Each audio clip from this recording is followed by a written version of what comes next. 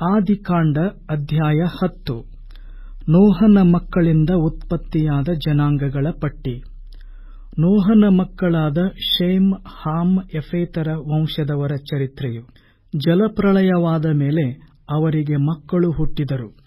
ಯಫೇತನ ಸಂತಾನದವರು ಯಾರೆಂದರೆ Gomer, Magog, ಮಾದೈ, Javan, Tubal, Meshech, Tiras ಎಂಬವರೇ.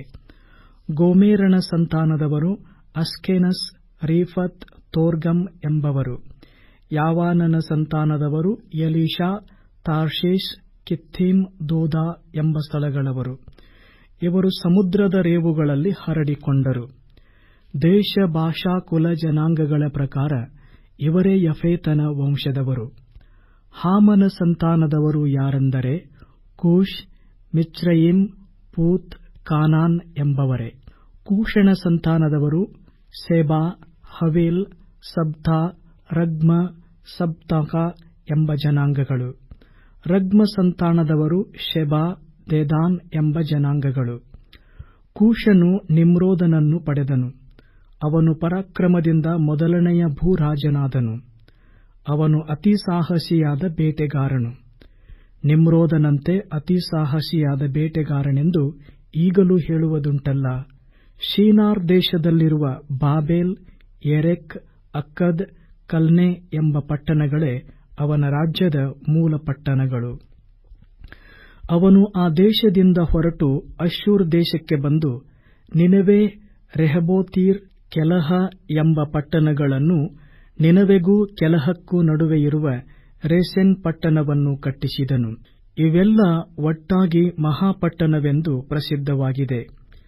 ಮಿಚ್ರಯಿಮ್ಯರಿಂದ ಲೂದ್ಯರು, ಅಣಾಮ್ಯರು, ಲೆಹಾಬ್ಯರು, ನಪ್ತೂಹ್ಯರು, ಪತ್ರುಷ್ಯರು, ಕಸ್ಲೂಹ್ಯರು, ಕಪ್ತೋರ್ಯರು ಹುಟ್ಟಿದರು.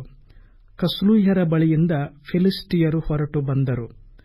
ಕಾನಾನ್ ವಂಶದಲ್ಲಿ ಮೊದಲು ಹುಟ್ಟಿದವನು ಸೀದೋನ್. ಆಮೇಲೆ ಹೇತ್ ಹುಟ್ಟಿದನು. ಇದಲ್ಲದೆ ಯಬೂಸಿಯರು, ಅಮೋರಿಯರು, ಗಿರ್ಗಾಷಿಯರು, ಹಿವ್ವಿಯರು, ಅರ್ಕಿಯರು, ಸೀನಿಯರು, ಅರ್ವಾದಿಯರು, ಚೆಮಾರಿಯರು, ಹಮಾತಿಯರು ಕಾನಾನನಿಂದ ಹುಟ್ಟಿದರು. ಕಾಲಕ್ರಮದಿಂದ ಈ ಕಾನಾನ್ ಕುಲಗಳವರು ಹರಡಿಕೊಂಡರು. ಕಾನಾನ್ಯರ ಸೀಮೆಯು ಸೀದೋನ್ ಪಟ್ಟಣದಿಂದ ಗೆರಾರಿಗೆ ಹೋಗುವ ದಾರಿಯಲ್ಲಿರುವ ಗಾಜಾ ಪಟ್ಟಣದವರೆಗೂ ಮತ್ತು ಸೊದೋಮ್, ಗೊಮೋರ್, ಅದ್ಮಾ, ಚೆಬೋಯಿಮ್ ಎಂಬ ಪಟ್ಟಣಗಳಿಗೆ ಹೋಗುವ ದಾರಿಯಲ್ಲಿರುವ ಲೇಷಾ ಊರಿನವರೆಗೂ ಇತ್ತು. ಕುಲ, ಭಾಷಾ, ದೇಶ, ಜನಾಂಗಗಳ ಪ್ರಕಾರ ಇವರೇ ಹಾಮನ ವಂಶದವರು. ಇಬ್ರಿಯರೆಲ್ಲರಿಗೆ ಮೂಲ ಪುರುಷನೂ ಯಫೇತನ ಅಣ್ಣನೂ ಆಗಿದ್ದ ಶೇಮನಿಗೆ ಸಹ ಸಂತಾನವಾಯಿತು. ಶೇಮನ ಸಂತಾನದವರು ಏಲಾಮ್, ಅಶ್ಶೂರ್, ಅರ್ಪಕ್ಷದ, ಲೂದ್, ಅರಾಮ್ ಎಂಬವರೇ.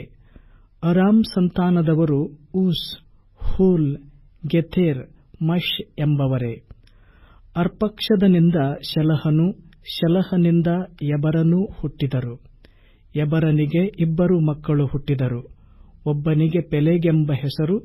ಅವನ ಕಾಲದಲ್ಲಿ ಭೂಮಿಯ ಜನಗಳು ವಿಂಗಡವಾದವು. ಅವನ ತಮ್ಮನ ಹೆಸರು ಯೋಕ್ತಾನ್. ಯೋಕ್ತಾನನ ಸಂತಾನದವರು Almodad, Sheleph, Hazarmaveth, Jerah, Hadoram, Uzal, Diklah, Obal, Abimael, Sheba, Ophir, Havilah, Jobab ಎಂಬ ಸ್ಥಳಗಳವರು. ಈ ಕುಲಗಳೆಲ್ಲ ಯೋಕ್ತಾನನಿಂದ ಹುಟ್ಟಿದವು. ಇವರ ನಿವಾಸವು ಮೆಷಾ ಸೀಮೆ ಮೊದಲುಗೊಂಡು ಮೂಡಲಲ್ಲಿರುವ ಸೆಫಾರ್ ಎಂಬ ಬೆಟ್ಟದವರೆಗೂ ಇತ್ತು. ಕುಲ, ಭಾಷಾ, ಜನಾಂಗಗಳ ಪ್ರಕಾರ ಇವರೇ ಶೇಮನ ವಂಶದವರು. ಸಂತತಿ, ಜನಾಂಗಗಳ ಪ್ರಕಾರ ಇವರೇ ನೋಹನ ವಂಶದವರು. ಜಲಪ್ರಳಯವಾದ ನಂತರ ಭೂಮಿಯ ಮೇಲೆ ಹರಡಿಕೊಂಡ ಜನಾಂಗಗಳವರು ಇವರೇ.